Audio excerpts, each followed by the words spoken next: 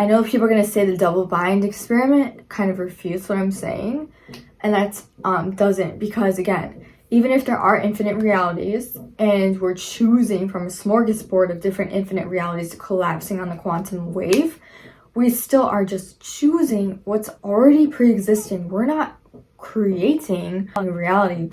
That experiment showed that your thought could move you to that reality, and that only thing that thing proved was free will. Okay, so truth is absolute, and to make a statement saying there is no absolute truth is illogical, because you're attempting to use absolute truth to make an absolute statement where you say there's no absolute truth. So you self-refuted yourself, and that's why to have any type of logic, you need to have the presupposition that there is absolute truth. Okay, so today's video is going to be talking about some proofs, logical proofs that refute the New Age movement. And I wanted to do a video on this because I want to have a discussion where, you know, it's an open-minded discussion and we're really just chatting, talking, me giving you my opinion on why the New Age movement is logically irrational.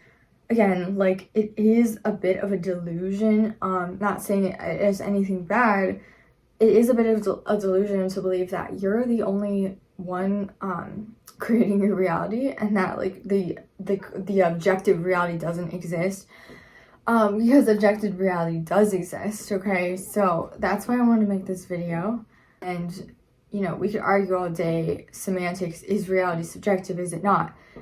But again, you're trying to make an absolute statement using absolute truth, and then you're trying to give relative truth as an answer when you're trying to make an absolute statement using absolute truth, then denying that there's absolute truth, that there's absolute reality. It's contradictory. Okay, so this is fun. First of all, this is one of the biggest ones that kind of really woke me up.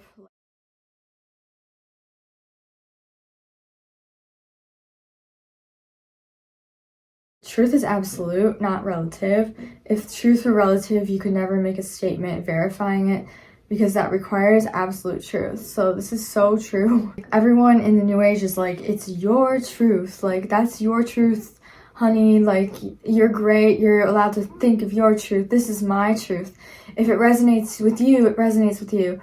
But there is absolute truth. Okay, so we can't just be like, oh, like, I think it's this way, so it is. There is absolute truth. And if you say there's not absolute truth, you are trying to make an absolute statement using absolute truth. And that statement, reality is an illusion itself. Again, you can't have logic or absolute truth if you say everything is an illusion and up to the bias of the viewer. You could say everything's perception, but again, you're trying to be absolute by saying that. So you're contradicting yourself. It's self-contradictory statement, meaning it's nonsense. The statement, reality is an illusion itself, so it's obviously self-refuting. We also know that reality is not an illusion fully, because we have, you know, sensations, we have ability to feel things in this reality, and you could say it's a hologram, but the hologram kills you. So you know, we gotta kind of ground it, bring it back down to more logical standpoints.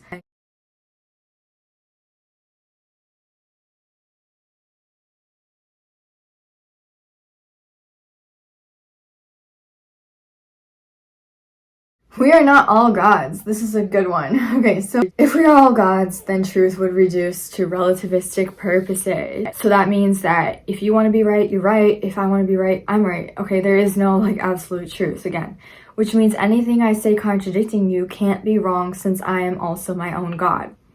So in this situation, if we are all gods, then I could sit here on YouTube and say that the New Age is irrational, and I would be just as right as you are. So again, if we're all gods, then it doesn't matter if I'm right or you're right, because you're a god and you create the reality, you create the basis for the reality. Okay, so that's obviously a false and contradictory statement, and it's a dangerous statement, especially for people who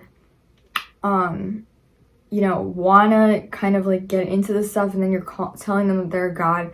Maybe they're not going to go to God or, you know, reach out to God because they think they're a god. It also is exactly what the elites believe. And I can't really get into that too much, but you could really look at like free, masonry, occultic secret societies, stuff like that. It's also gnosis, so it has a lot of deep roots, you know, obviously in Eastern traditions and stuff. So I'm not disrespecting it. I'm just saying, if you think we're all gods awakening, again, that's self-refuting. Anything I say, even if I say I'm not a god, then technically I'm also right. So you cannot refute me on that. So the idea that we're gods or that we created ourselves is not really valid. Okay. We do not create our own reality. Now I want to be very careful with this because we have free will, which means that we manipulate, change, and influence reality on a daily basis. That is so true and so valid. But we don't create our own reality. We don't create a fully self-existing reality for ourselves. Now you could say that we are that solipsism is true and that you're the only person in reality, but that's the only possible definition for this being true is solipsistic. Prove that every other person is having a singular experience, which is true. You know, I'm having a singular experience as well. Like we're all having a real experience that's singular. We just don't create reality ourselves. We influence and we manipulate it, but that's not the same as creating it. And that's where this gets like into, it's important to say this, it's important to make this distinction. A lot of people go around and say like, I'm creating this reality, like I'm you know, creating this reality entirely, and if I don't want something to happen, it won't happen, while, you know, things happen to them that could have been prevented had they just, you know, not been so illogical and realized that they are not just creating their reality, that other people have free will in the reality that influences them. And this is a dangerous path, honestly, because it's very popular and already is very popular, and it's just going to be a dangerous thing, let me just say that, upcoming, you know, in what's going on in the world. So that's just what I want to say there. And I know that's a bit vague, but you know, that's just how it has to be. We influence our reality via our free will, but that doesn't mean we are creating it. We are simply manipulating pre-existing reality. So there has never been a time where someone created something entirely out of thin air or from the void that wasn't already there or from somewhere else, okay? So that means that we're not creating an entirely reality. We're just manipulating what's already there. And that's not what a god does. A god actually creates entirely new things without needing to use pre-existing things, okay? Because that's a god, not just a creator, but a god, okay? Now, you believe you're a god, but if you were ever in a near-death situation, you wouldn't have control over what was happening to you. Yeah, this is like true, especially just like the fact that my NDE experience, like I didn't have fear, but I still saw like you know, an entity taken to hell, basically, and yeah, that's something that wasn't even programmed into me from religion because I wasn't raised that way, excuse me, but it is still something that happened. So again, not creating the reality. I didn't create that situation. I didn't manifest that situation. Also very toxic to tell people that they manifest everything in their life.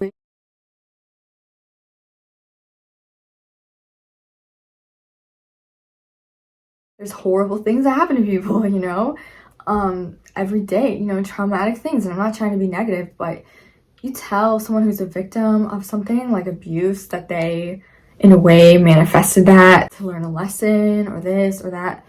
That's very, very mean and rude and a very toxic. Certain people who are, you know, masochistic, to believe that we are creating our own reality constantly and not just manipulating what's already previously there is just false. And also it's because there are multiple realities. we only have one that we're in. Like, you know, our consciousness isn't in all of those multiple realities all the time.